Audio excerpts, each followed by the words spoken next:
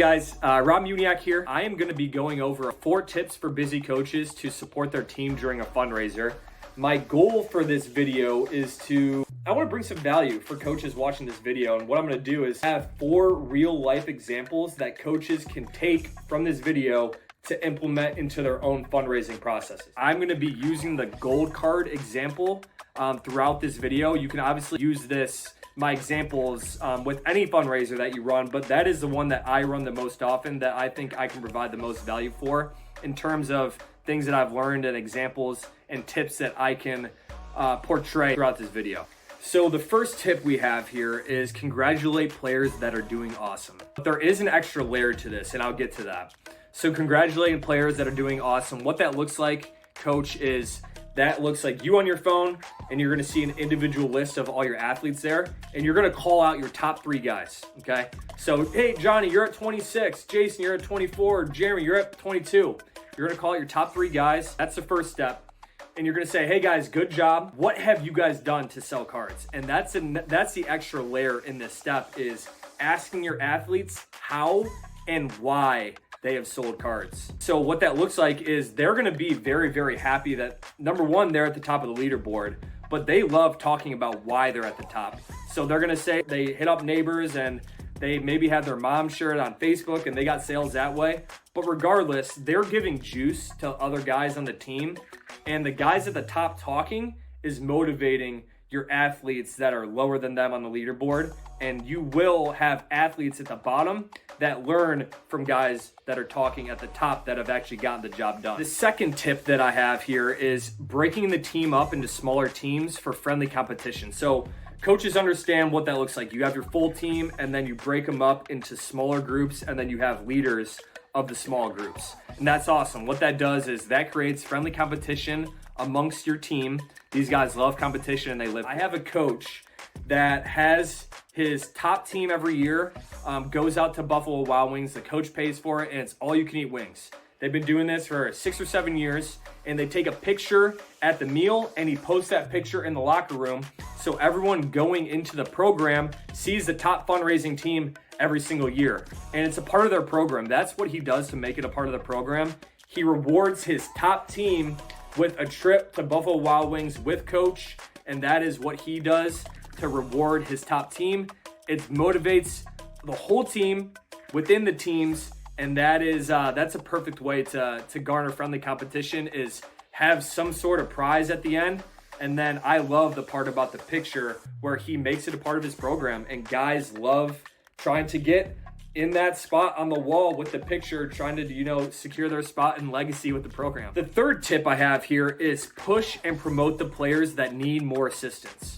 So I have a coach that I think does this really well. What he does to push players that are at the bottom is every single day of the fundraiser, when he's breaking down the team at the end of practice, he separates his team into 2 groups.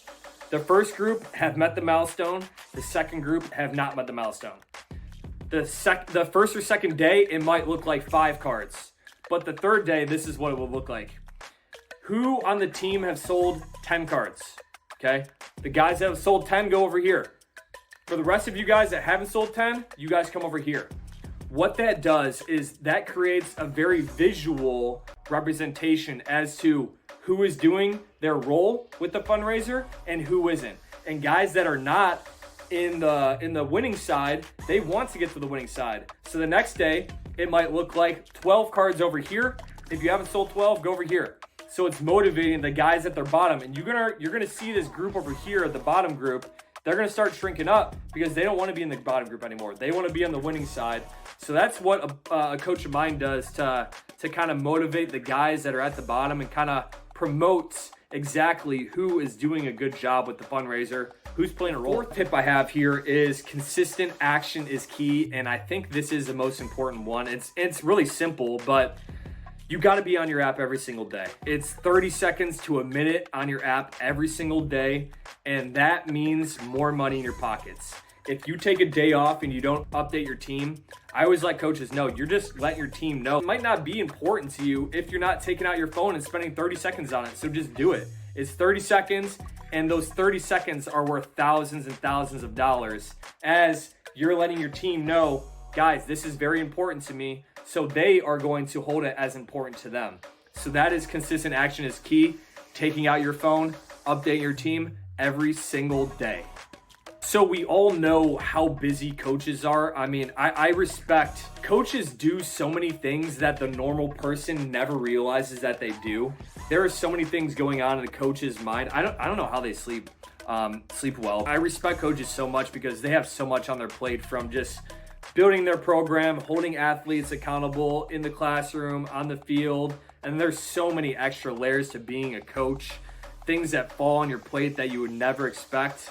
This vlog just kind of goes over exactly how busy coaches are and how our Gold Athletics app makes their life so much easier when it comes to running their fundraiser, because again, everything is done on the app, and I'll go over some tips, tricks, things that you can do as a coach to hold your team accountable and to really just make more money for your program and give your program an overall better experience with running this fundraiser. And there you have it, guys. That is 4 tips for busy coaches to support their team during a fundraiser. If I had to take away my top tip and trick for that one, I love the coach separating his team into 2 groups every day, because that creates such a visual representation as to who's doing their job and who isn't. And that kind of calls the kids out, or the athletes out, that aren't doing their job, and it motivates them to get into the winning side. Everyone wants to be in that winning side, and I think that is that's my tip highlight. I appreciate everyone for watching this video. I hope you learned something. Out.